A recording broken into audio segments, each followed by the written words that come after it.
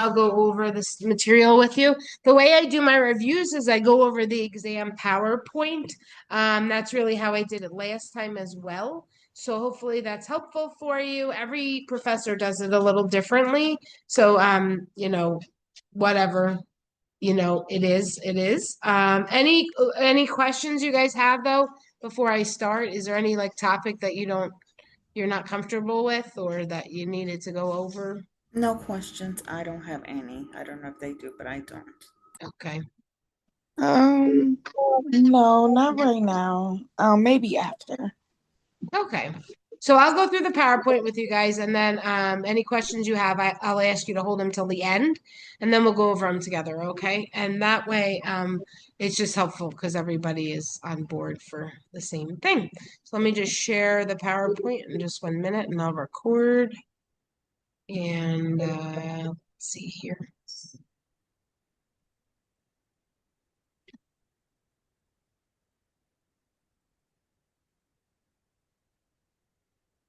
All right, so we just had a test, so I know it seems really close, the content and stuff, but we will go over it.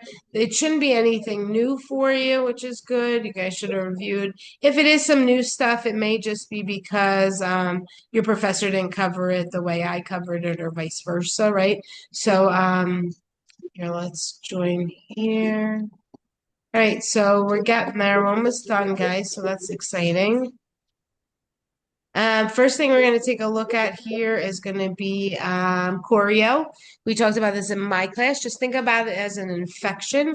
It's an infection in the amniotic cavity, and it often occurs during labor. So remember the things that we watch for, like any infection: fever, high heart rate, any tenderness, or any foul smelling fluids. And what do we do for it? We treat it with antibiotics, okay? Postpartum infection does occur as well. Think about all that's gone on and all that we look for with a labor and delivery process. So if you have a fever higher than 100.4 is when we see it. Endometriosis is the most common. It's an infection of the lining of the uterus, right? Our surgical incisions, what kinds of things do we look for? Redness, edema, swelling, discharge, and are they approximate? We see UTIs, right? Because a lot of times they have Foley catheters from the epidurals. And then for mastitis, we're going to see things like fever and flu-like symptoms, okay? And so very cautious. We want to watch really carefully for these postpartum infections. We also can look for postpartum hemorrhaging. So we have late hemorrhage, which is the failure of the uterus to return to pre-pregnancy state. So it's going to be boggy. That's what we call it, boggy, right? And so what do you do for that? You're going to massage and try to get it hard. And then if it doesn't, then you'll know why, right? We have lacerations and hematomas. Both of those things will be possible, right? Because our lacerations are things that are cuts in our cervix or vagina or perineum, any of those. So leading cause of postpartum hemorrhages are uterine atony. We already talked about you can give meds, you can give Methergin, Hemabate, Cytotec. You're going to prevent bladder distension, right? To make sure that they have a catheter in there. All these are some meds you can give. We give like PIT, we give in 1,000 cc's, we give like 20 to 80 units. Cytotec you can give rectally, and then Methergin and prostaglandin you give IM, so that'll be with the doctor at the bedside. If you have hypovolemic shock, which is possible, all of those things you know about, that's kind of more med surgery. I'm going to cut out of that for a little bit. We have our postpartum mood disorders, right? Our blues, our baby blues, which usually peak around day 5 and they subside by day 10. And then we have postpartum depression. That's going to last for more than that time. It'll be at least 2 weeks. Feeling a detachment, and really you can start to see some improvement over 6 months. A lot of times they need some antidepressants to help out. And we have postpartum psychosis, right? And that's going to be our psychotic features. Be very careful for these because this is a new mom who's with a new baby. So we really want to make sure that her brain is working as well as it can. We look at our babies and how we score them is with their APGAR. Don't forget that when they're first born and then at 5 minutes and at 10 minutes. So it's a scale. Appearance is 2 points, pulse is 2 points, grimace is 2 points, activity 2, and respiration 2 for a total of 10. It's very, very rare that you get a 10 APGAR score. You usually get a 9 because there's always some blue going on somewhere. Okay. That's a case study. We're going to skip that. All right, newborn care. In our first 2 hours, we're going to make sure that there's vigorous drying. We suction the mouth, the nose, and we look for respiratory distress or heart rate that's lower than 100. We do skin to skin. That really helps a lot. Promotes bonding. It helps body temperature. It helps the baby's body get warm with your warmth. We do eye prophylaxis, right? We do that. And we do vitamin K prophylaxis to help with blood clotting. So you'll see that in newborn nursery. They all get that. They put stuff on the eyes because remember, it's coming out of a vaginal canal, even if it comes out of C-section. It's really for gonorrhea and chlamydia, but we usually do it for all the babies just to prevent stuff. Know the baby's thermogenics is really difficult. They got to try to regulate heat loss and heat production. And they attempt to generate heat by increasing muscle activity, cold stress. You're going to maintain warmth, a warm blanket, a hat. GI, we're going to look at related to gestational age, reflux, meconium. We look at their stools, the transition, and by day 4 should be yellow and seedy. All right, what do we do when we see signs of respiratory distress? We'll see nasal flaring, so their nose actually goes out. Grunting, they'll kind of make like a noise, retractions, you'll see on the ribs. Central cyanosis, and that's something really concerning. We worry about that. Bilirubin excretion, we look at this for jaundice, right? Yellow tint. The skin will look a little yellow. And if you see in the picture here, the baby's got jaundice that you can see as it compared, it looks a little yellow. Sometimes based on the color of the baby, though, it's kind of hard to tell. So they'll check it in different ways. Know that we excrete this. The babies excrete it in their feces, so they're going to be eating every 2 to 3 hours. If it's not caught, it can cause a lot of really bad things, such as like seizures, coma, and death, actually. So we talked this week about our different skeletal injuries. So we have a brachial plexus injury, which is can have Erb's palsy, which is going to be our damage to our arm and our wrist possible. Clavicle fracture, we see oftentimes with a shoulder dystocia. The head's too big. I'm sorry, the shoulder's too big to come out, so they get broken.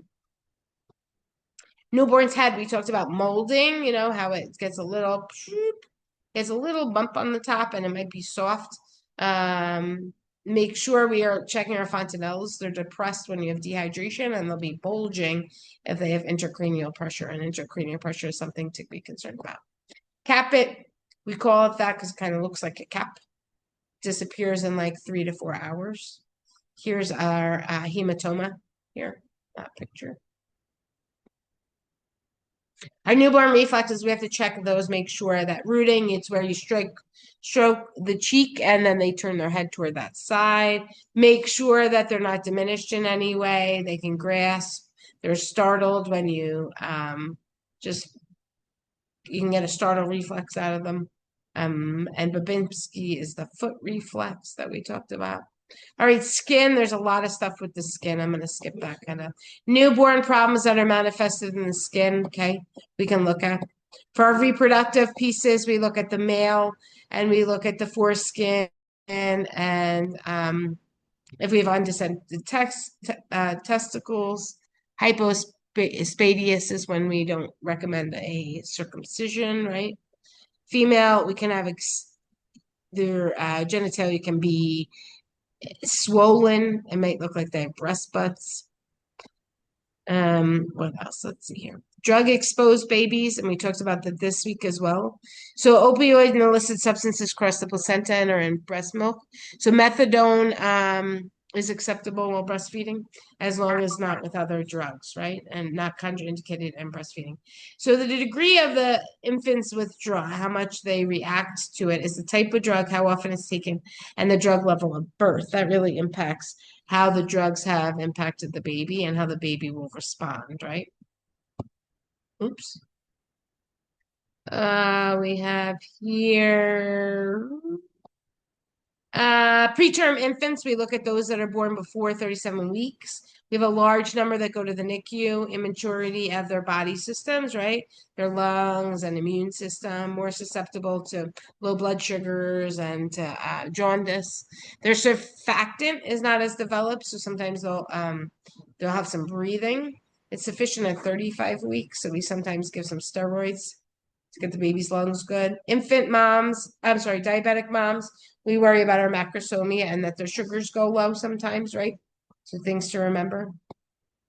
Lactogenesis, just remember that prolactin prepares our breasts to secrete the milk in pregnancy. Oxytocin helps with the milk letdown response. Positioning and latching, we're going to recognize feeding cues. Don't wait till the baby's crying. Assessment is with the first feeding, okay? And help to make sure that there's no trauma there. So we look at the latch, we look at the swallow, we look at the type of nipple and the comfort level of the mom. If she's super nervous, then you're probably not going to have that much comfort there, and how she's holding the baby. Make sure for our moms, we're adding 400 to 500 calories per day, no soap or creams on the breasts. If not breastfeeding, infants should receive iron fortified formula. The way they prepare it is usually on the container itself. They're going to feed every 3 to 4 hours. Make sure that they're held up and that they burp several times. Okay. And then the last little section here, we have a couple questions, but what I'm going to speak about is that we have, I want you to go through those questions by yourself on the review. This is available under exam 3 PDF. So go through those questions. The rationales are with all of them. So please read those to help you out.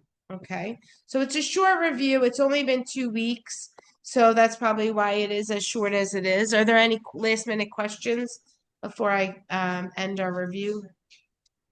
Yes, I was wondering, should I, because I haven't been doing that well on my exams, should I just focus like more on, um, like this PowerPoint packet and like the Kahoots? I never recommend Kahoots for a study technique. I think they're good to review once you know the content. The Mm-hmm. thing with Kahoots is if you don't know the content, it's kind of silly to do them, you know? So if you Mm-hmm. feel like I've studied all this and now let me try a Kahoot, then I would do that. But I wouldn't use a Kahoot as a study tool. Okay. Okay. So what I would use as a study tool is what you talk about in class, what we went over in the PowerPoint, all the content that's covered in your syllabus, that kind of stuff. Okay. Thank you. Okay. You're welcome. Any other questions?